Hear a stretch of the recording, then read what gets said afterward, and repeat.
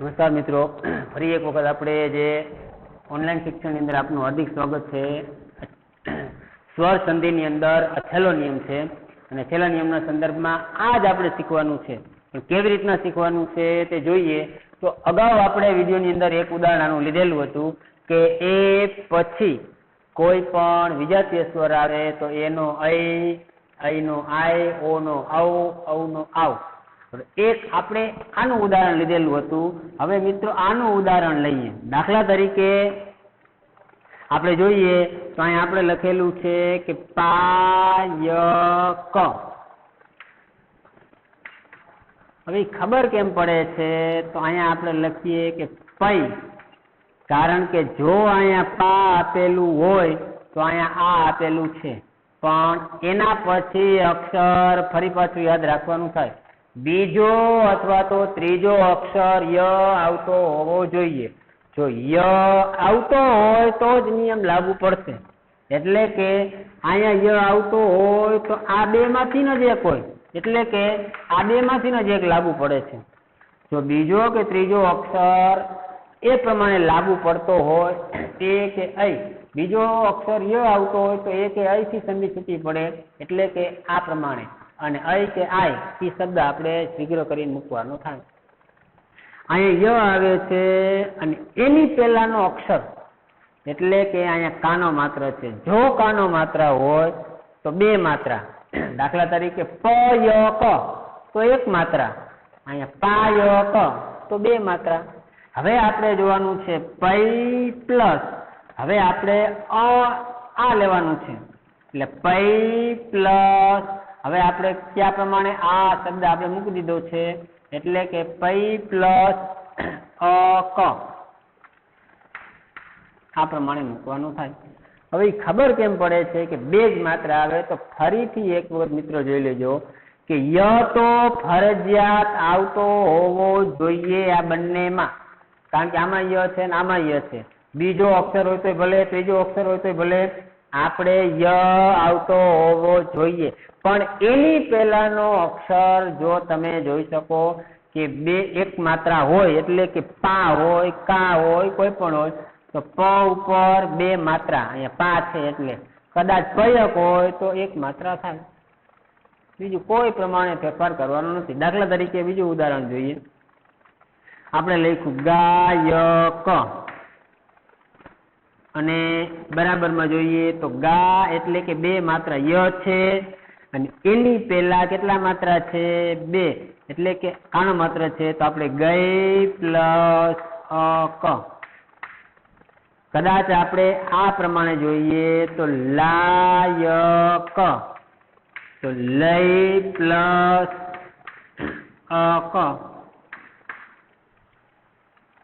આપણે ય આવતો હોવો જોઈએ. જો ય ની પહેલાનો અક્ષર અ હોય તો એ, આ હોય તો અય, આટલું યાદ રાખવાનું છે. પછીનું ઉદાહરણ એટલે કે આનું ઉદાહરણ જોયું. હવે આનું ઉદાહરણ જોઈએ તો કેમ ખબર પડશે? દાખલા તરીકે જે શબ્દ તમને આપવામાં આવેલો છે, અહીંયા ભવન શબ્દ આપ્યો. હવે જૂનું આપણે વળી પાછું કરવાનું. આપણે નયન અગાઉ જે શબ્દ જોયેલા હતા, ને પ્લસ અન, અથવા તો પ ય ક તો પે પ્લસ અપ, જે જોયેલા હતા તે જ પ્રમાણે અહીંયા જોવાનું છે.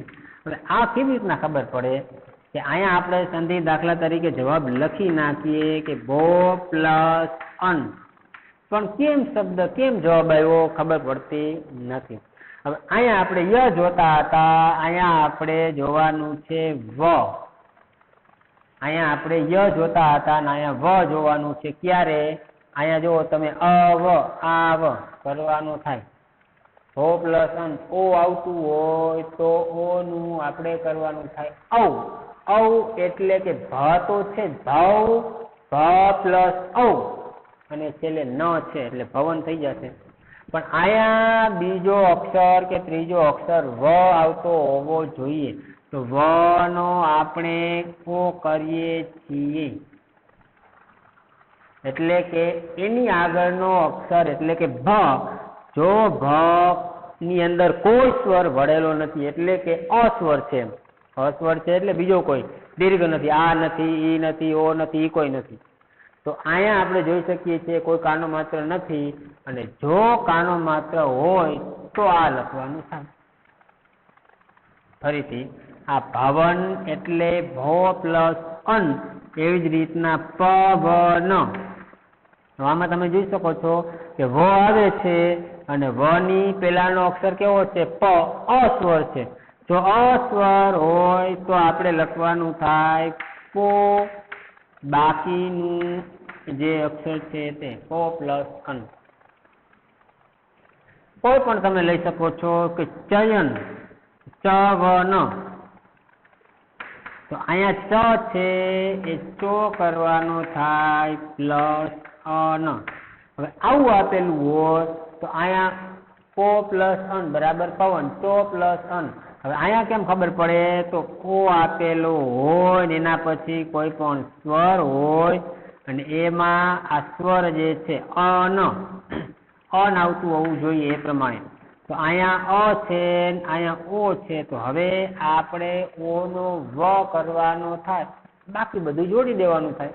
આ આપેલું હોય તો બીજા અથવા ત્રીજા અક્ષરની અંદર તમારે વ આવતો હોવો જોઈએ, પણ વ ની પહેલાનો અક્ષર હંમેશા અહીંયા જે છે કાનો માત્ર વગરનો આવતો હોવો જોઈએ, તો જ ઓ આવે, નહીતર પાછો આ ચોથો નિયમ લાગુ પડી જાય. એટલે કે એનું ઉદાહરણ જો જોઈએ આપણે, દાખલા તરીકે આપણે લખ્યું છે કે ગાવન. ચાલો આ જે ઉદાહરણ છે, હવે આમાં તમે જોઈ શકો છો કે વ આવે છે, પણ એની આગળનો અક્ષર શું છે?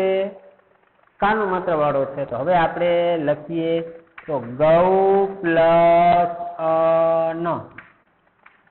આ જ પ્રમાણે છે, આ જ આપણે લઈએ એટલે તમને સરળતાથી કે ભાવ ન. ચાલો આ જ લઈએ એટલે ખબર પડશે. અહીંયા ભવન હતું, આપણે ભાવન કરેલું છે. તો હવે એ કેમ ખબર પડે? તો આપણે અહીંયા ભાવ પ્લસ ન આ જોવાનું થાય. આટલું યાદ રાખો. પવન લખ્યું છે તો આપણે લખ્યું પાવન. તો પૌ પ્લસ અન, પાવક નથી પણ પાવન છે, પૌ પ્લસ અન. હવે ઈ કેમ ખબર પડે?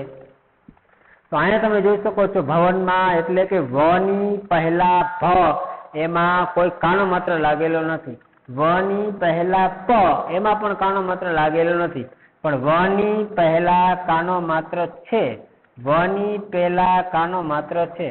જો કાનો માત્ર હોય તો ઔ, જો કાનો માત્ર ન હોય તો ઓ, પણ વચ્ચે વ આવતો હોવો જોઈએ. એવી જ રીતના આમાં લાગુ પડે છે કે બીજો અક્ષર ત્રીજો અક્ષર એ આવતો જોઈએ, એની પહેલા કાનો માત્ર હોય તો કાનો માત્ર છે તો ઔ લગાડવાનું, કાનો માત્ર ના હોય, કાનો માત્ર હોય તો બે માત્ર અહીં લગાડવાનું, કાનો માત્ર ન હોય તો એક માત્ર લગાડવાનું થાય.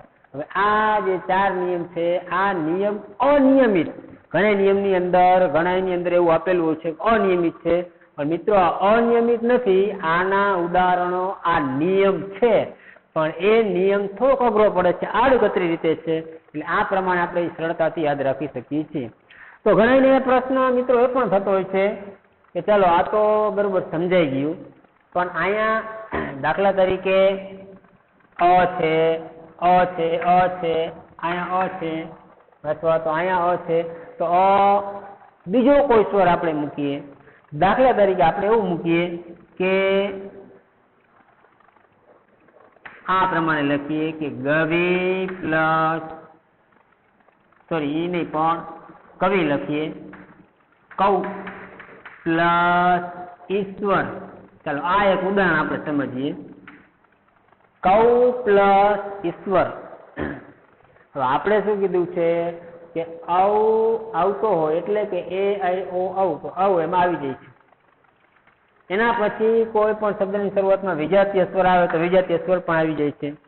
તો એ અનુક્રમે અઈ, આય, આવ, આવ. તો ચોથું જે છે એને આ લાગુ પડશે આવ. તો હવે આપણે આમાં જોવા જઈએ તો હવે કેવી રીતના કરશું?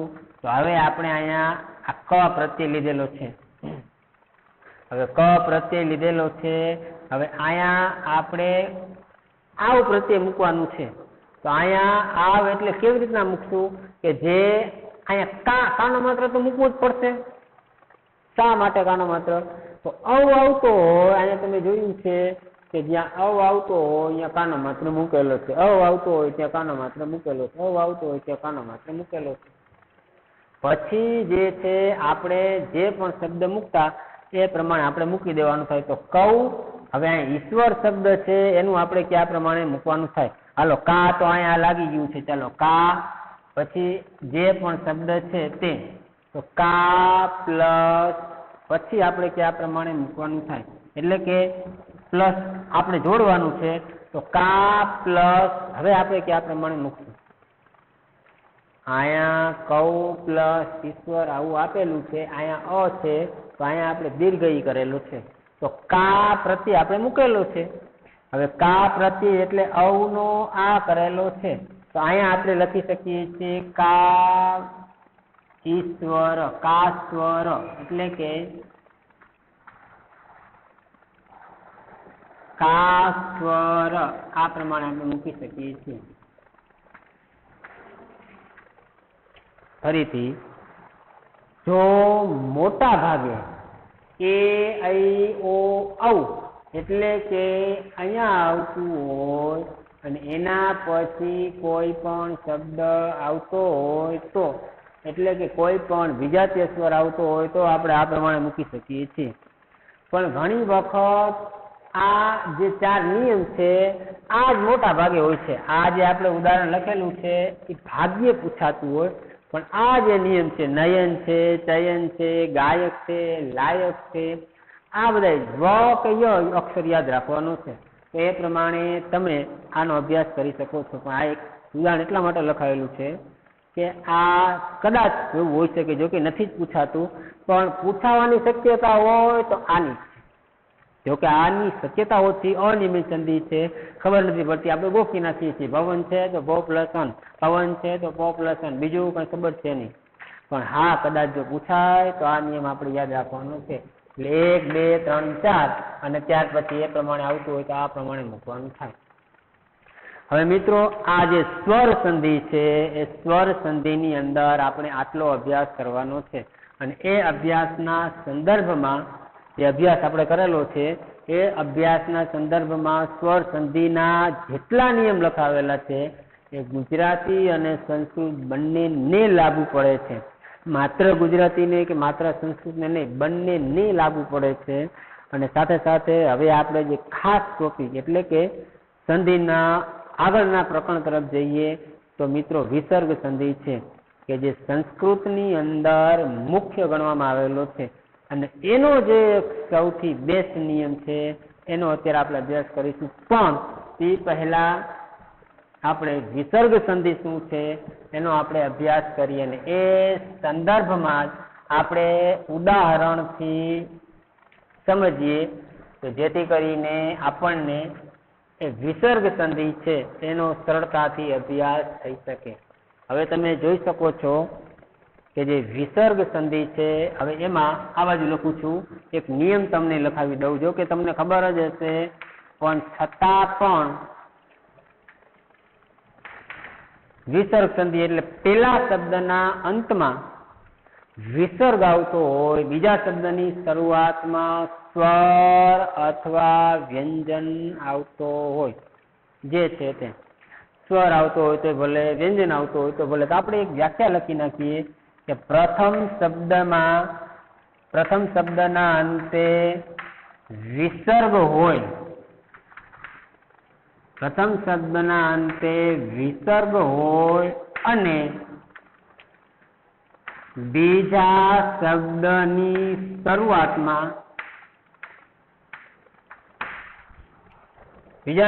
શરૂઆતમાં સ્વર કે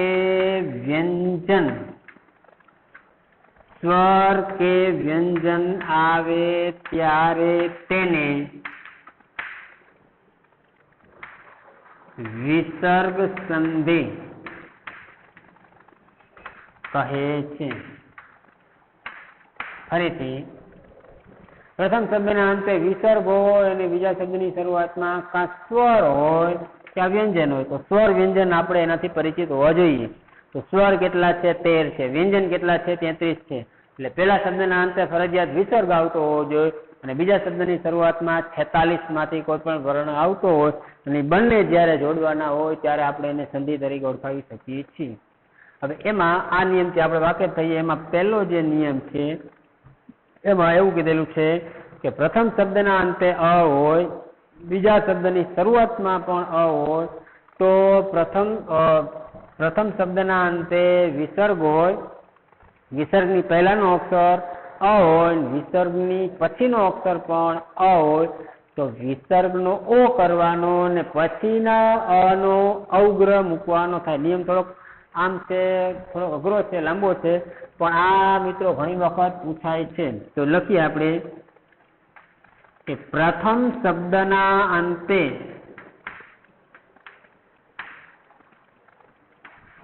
વિસર્ગ હોય અને વિસર્ગની પહેલા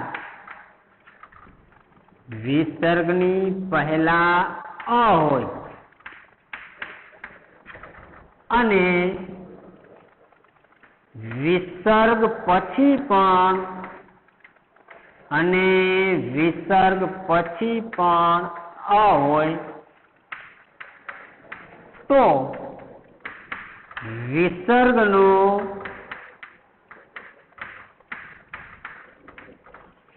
ઓ કરવો અને પછીના અનો અવગ્રહ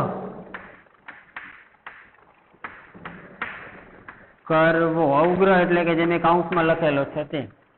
ફરીથી પ્રથમ શબ્દના અંતે વિસર્ગ હોય અને વિસર્ગની પહેલા અ હોય અને વિસર્ગ પછી પણ અ હોય તો વિસર્ગનો ઓ કરવાનો થાય, પછીના અનો અવગ્રહ મૂકવાનો થાય.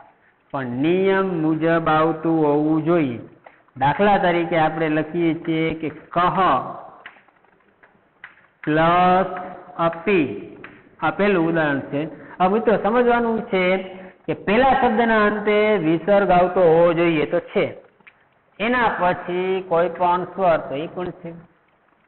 એટલે કોઈ પણ સ્વર એટલે જે આપેલું છે એ પ્રમાણે પ્રથમ શબ્દના અંતે વિસર્ગ હોય ત્યાં સુધી છે અને બીજા શબ્દની શરૂઆતમાં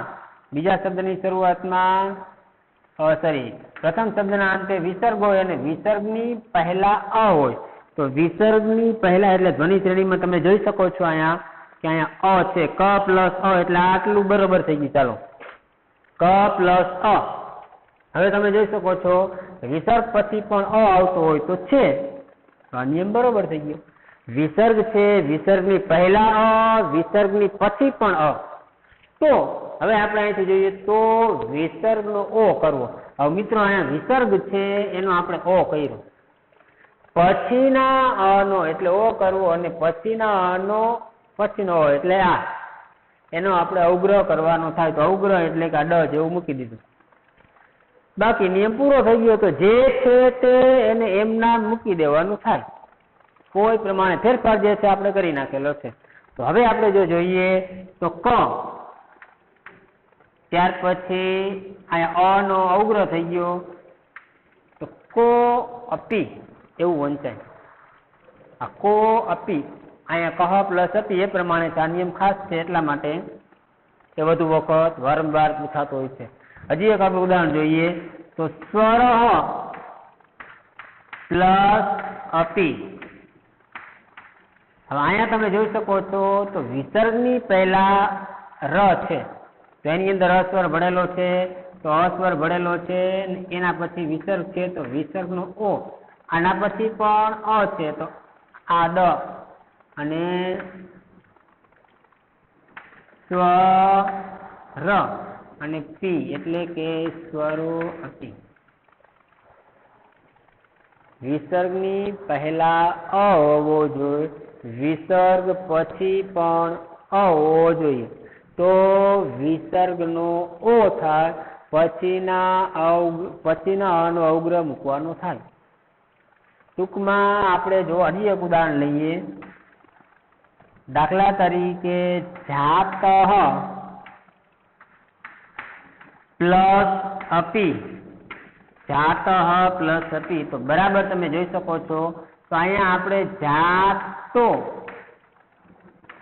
વિસર્ગ નો થઈ ગયો, અવગ્રહ થઈ ગયો, જાતોપી. હજી એકાદું ઉદાહરણ લઈએ, ગુણ પ્લસ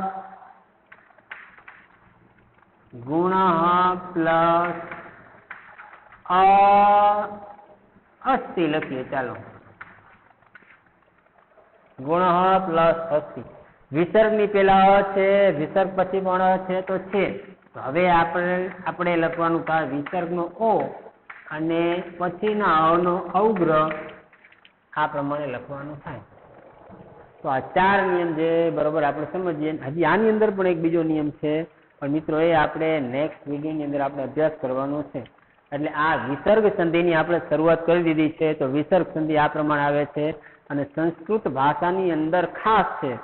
જો કે 99.99% સંસ્કૃત ભાષાની અંદર જે સંધિ પૂછવામાં આવે છે તે આ જ હોય છે, વિસર્ગ સંધિ. અને વિસર્ગ સંધિનો આપણે અભ્યાસ કરવાનો છે. પણ હવેના જે નિયમ છે કે જે કાંઈ હવે બાકી રહે છે તે નેક્સ્ટ વિડીયોની અંદર આપણે અભ્યાસ કરીશું.